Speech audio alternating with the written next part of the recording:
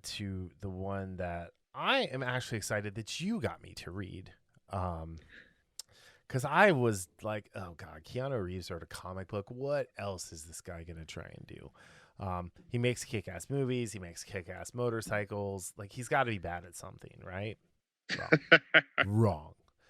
Dead wrong. So this is Berserker number 2. Matt Kindt and Keanu Reeves. Ron Garney is doing the pencils. Bill Crabtree, who we talked about his art earlier with Invincible, is back on the colors. And Rafael Grampa did the cover, or is one of the cover artists. There's a whole bunch of different covers, but yeah, I mean, this is, let's see, Rafael Grampa did one, Rafael Albuquerque did another, and John Paul Leon did the third. So anyway, this is I like this book. I know last time we talked, it was like a cross between John Wick and who else? Who do we say? Was it like John Wick and Vandal Savage, or no? It was like John Wick and Thor. I think is what we said, because he has some powers. So this is his origin story. And I gotta say, like, so last issue, the art was like a little more like polished, like fit and finish, right? And Right. this time it's much more raw and, you know, kind of messy, like not messy art, but like, you know what I mean? Like kind of dirty, gritty's the word I'm looking for. And to be honest, like, it fits perfect because it's his origin. You know, he's working with, Doctor Ahuja, Aujh. I think that's Ahuja.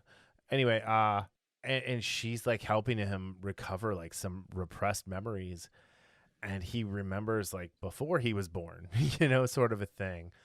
And how his mom came to birth him, which was a very interestingly drawn splash page. Yeah, I was. Yeah, I mean, so if you've okay. seen Game of Thrones, think Red Lady in the cave that Davos takes her to. Yeah. When she births the shadow version of Renly Baratheon, or not Renly, Stannis Baratheon. But even like the little picture of like the ovaries and like the lightning bolt shooting up there, that was a little much. But at the same time, it's like, okay, you're serious about this. And you know, it works its way through his birth to him being a kid to them figuring out he's strong, to, you know, just all this carnage that he caused, like coming into his powers. Yeah, because the thing is that, you know, what we find out is that his family, or his parents, were, you know, they settled this land that couldn't be defended, and every season they would get raided, right? You know, by other tribes, and they asked for a weapon from the gods, and his mother does this ritual. She's a witch. It reminded me of, just because we were talking about Thor and such, it reminded me of something Zeus would do, because, you know, Zeus liked to get it on with the mortal women. And it's kind of Wonder Woman-y, right? You know, a little bit too. Like the mom is like, "Hey, I need a baby, but I don't want to get busy with my husband." And it's early Mesopotamia. That's the other thing. Like, this is like thousands of years ago. Yes. So, and again, I'm looking at it right now, especially that you were talking about gritty. They really highlight that grittiness when they're doing the history. Yeah. Like when we're in the lab with Berserker and Diana. Yeah. It's a little cleaner. It is. Yeah. But I think you're right. It really adds something to it, to, you know, to the atmosphere of this story that's taken place thousands upon thousands of years ago. Yep. Yeah. And one of the things, you know, once he's born, well, first of all, he's in the womb for, I believe, 2 moons. Yeah, like 14 days or whatever it is. Like, or no, 60 days. 60 days. They said it exactly. So, but yeah, there's that. He's like, you know, he's a little boy. He like rips a wolf in half, kills a couple other kids, you know, just from playing. Kills a bear. Yeah, kills a bear. The last 4 pages, 2, 3. Okay, so I'll go with all last 4. Are my favorite pages of the book. So it shows, like, his mom saying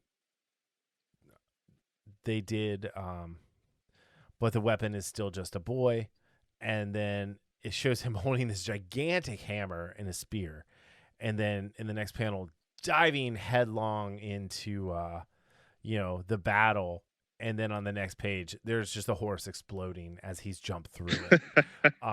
And then the carnage that ensues as he's killing these marauders. He punches through one of their heads. Like, we talked about the gratuity of the violence in Invincible, right? Like, this is gratuitous for sure, but here's the thing. They spent a whole issue showing us that he's this kid who did not necessarily have control of his powers, Right. understanding his strength. And now, like, he's been told he has to be careful, he has to be careful, he has to be careful. He lives in a world that's made of cardboard. He has to be careful to never hurt anyone. But now it's time to cut loose and show how powerful he really is. And boy, howdy does he. And it's funny. Every panel they show it. Almost every panel when he's tearing these dudes apart, he has a 1 or 2 more arrows in his back. Yep. Oh yeah. He's constantly being shot with arrows as he goes through. And then the very last panel is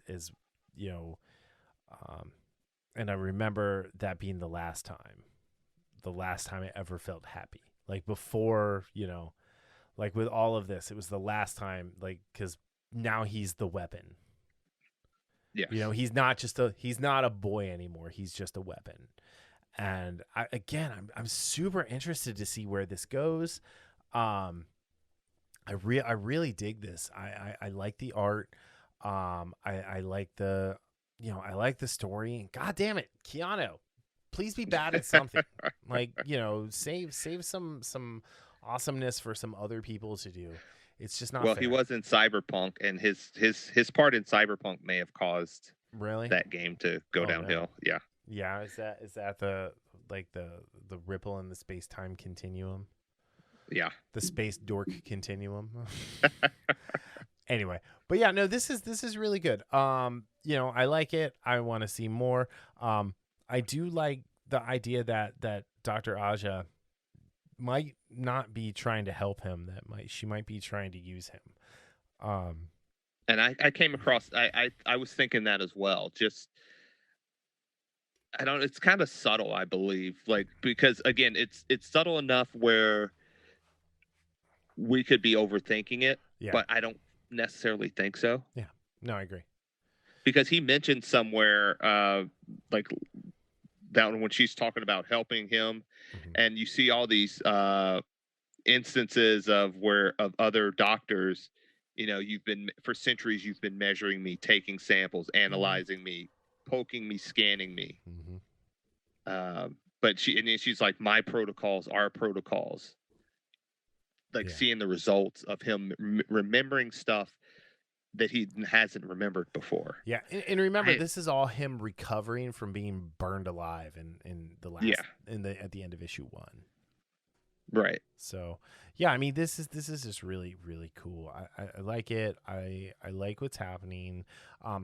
You know what else I really like is there's not a lot of words in this book. I mean, there's some pages that have dialogue. Don't get me wrong, but like there's a bunch of pages with very little dialogue. Like very few like word balloons, very few, inner monologue things.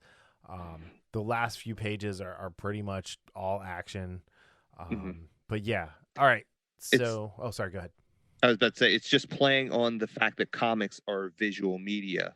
Like, and sometimes you get the huge bubbles of conversation, which, okay, I get that. But sometimes, this is more of a raw and, just more raw story at this point, I should say. I mean, again, I don't know how it's going to morph over time, but Yeah. right now it's more of a, that raw type of, like, not unpolished, because that's what he is. He is this raw and unpolished weapon of war, basically. Word. All right. So out of 5 exploded horses, what do you give BRZRKR number 2? I give it a 4. Although the artwork is really parallels well with the story that's being told. I don't enjoy it as much as the artwork from, say, Robin, but this does lend itself to the story being told. Well, I like that a lot of this isn't not an over explanation with words, with the script, but it's playing on that visual aspect and telling the story both with words but visually as well.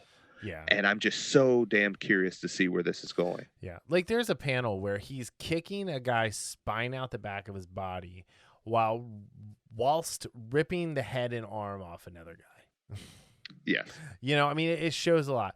Like, he took the hammer and like brought it all the way down through a dude, cutting him in half, like, flawless victory style.